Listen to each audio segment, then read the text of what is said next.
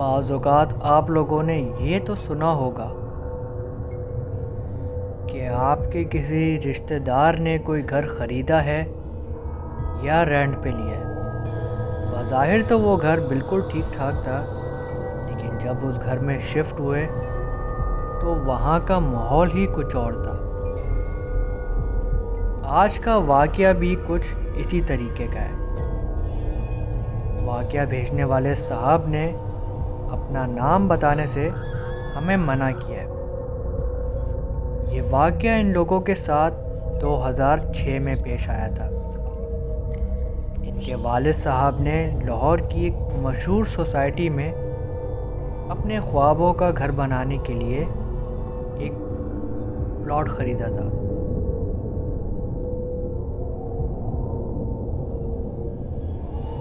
جس وقت ان لوگوں نے وہ پلاٹ خریدا تھا، اس پلاٹ پہ ایک نیم کا درخت موجود تھا۔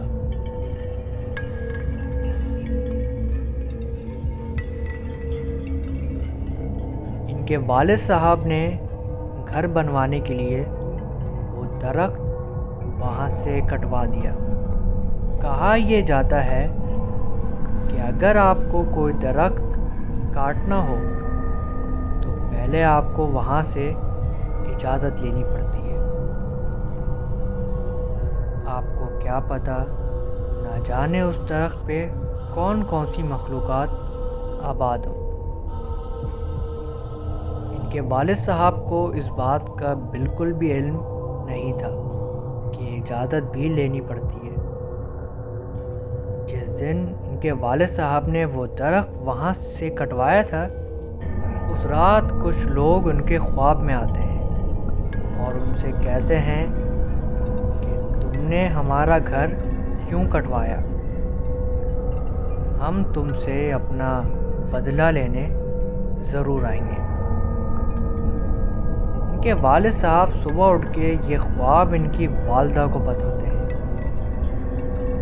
خیر یہ خواب ان کی والدہ بھی سن کے ان کے والد صاحب کو کہتی ہیں کہ آپ بہت زیادہ سوچتے ہیں، یہ صرف ایک خواب تھا۔ تو اس خواب کو یہ لوگ اگنور کر دیتے ہیں۔ اب جیسے ہی گھر کی تعمیرات کا کام شروع ہوتا ہے، یہاں پر ان کو بہت سارے مسائل کا سامنا کرنا پڑتا ہے۔ بعض اوقات مشینری خراب ہو جاتی ہے یا کسی مزدور کے ساتھ حادثہ پیش آ جاتا ہے۔ جیسے تیسے آہستہ آہستہ وہ گھر مکمل ہوتا ہے۔ جیسے ہی وہ گھر مکمل ہوتا ہے تو ان کے والد صاحب ان کی فیملی کو لے کے اس گھر میں شفٹ ہو جاتے ہیں۔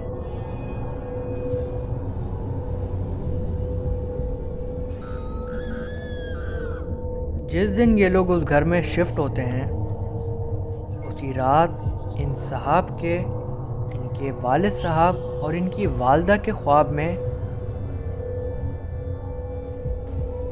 مرد اور عورت آتے ہیں۔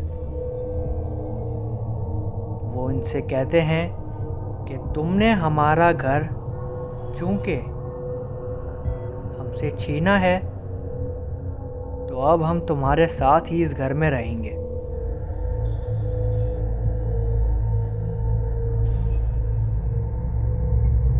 صبح کے وقت ناشتے کی میز پہ ان کی والدہ ان کے والد صاحب کو یہ خواب اپنا بتا رہی ہوتی ہیں کہ ان کے والد صاحب بھی بولتے ہیں کہ میں نے بھی یہی خواب دیکھا ہے، اور پھر یہ صاحب بھی کہتے ہیں کہ میں نے بھی یہی خواب دیکھا ہے۔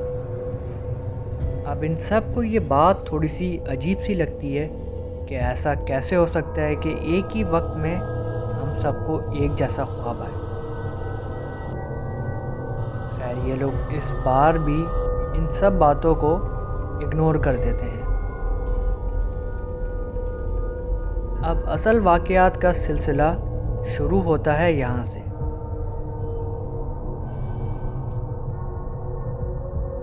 اب واقعات کچھ یوں ہوتے ہیں کہ ان لوگوں کو جب یہ لوگ لاؤنج میں بیٹھے ہوں تو ان لوگوں کو اپنے اپنے روم سے سرگوشیوں کی آوازیں آتی ہیں. ایسے لگتا ہے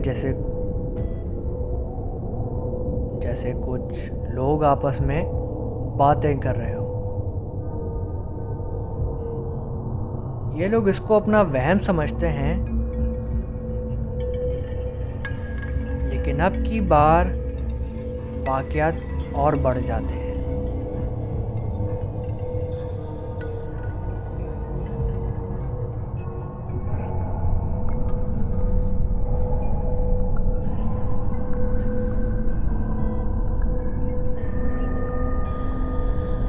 اس بار واقعات کچھ یوں ہوتے ہیں کہ ان لوگوں کو اب گھر سے ہنسنے کی آوازیں آتی ہیں، یا اکثر و بیشتر ان لوگوں کو اپنے گھروں کے صوفے پہ یا اپنے روم کے بیڈ پہ کوئی بیٹھا ہوا دکھتا ہے. جیسے یہ لوگ دیکھتے ہیں تو وہ وہاں سے غائب ہو جاتے ہیں. اب واقعات کی انٹینسٹی کچھ اس طریقے کی بڑھ چکی تھی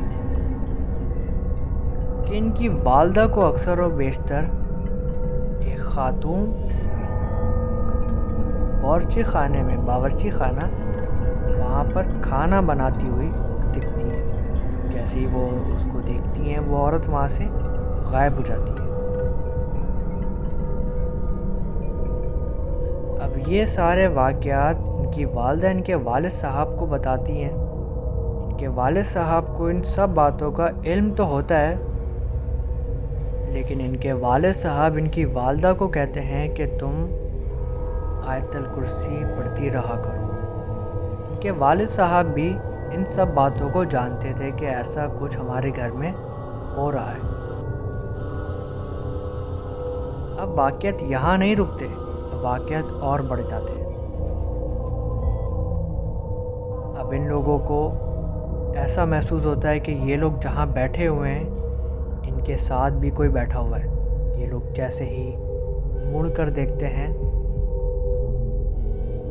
تو وہاں پر کوئی بھی موجود نہیں ہوتا.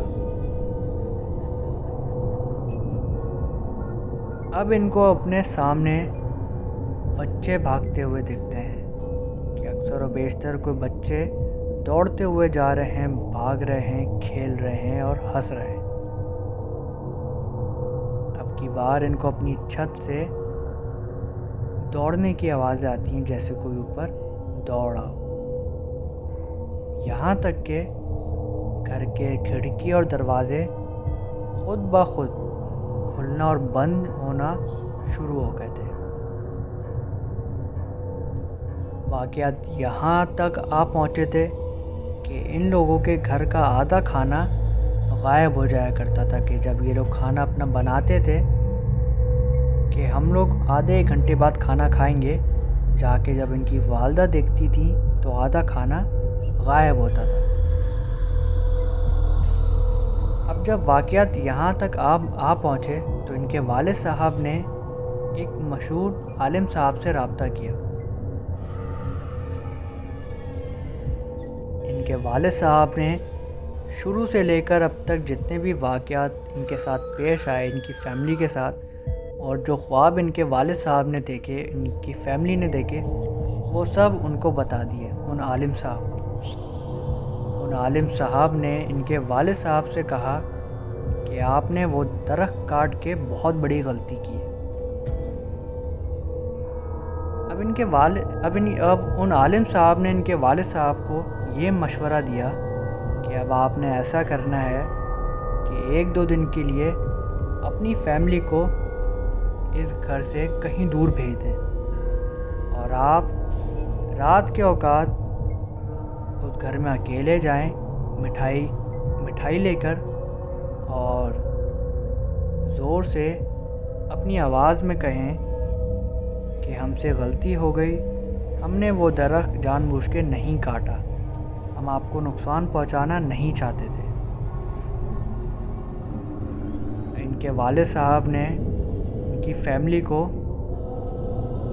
اپنے کسی رشتہ دار کے گھر بھیج دیا، اور بالکل جیسا ان عالم صاحب نے کہا بالکل ویسے ہی وہ الفاظ دہرائے اور مٹھائی لے کے وہاں گئے۔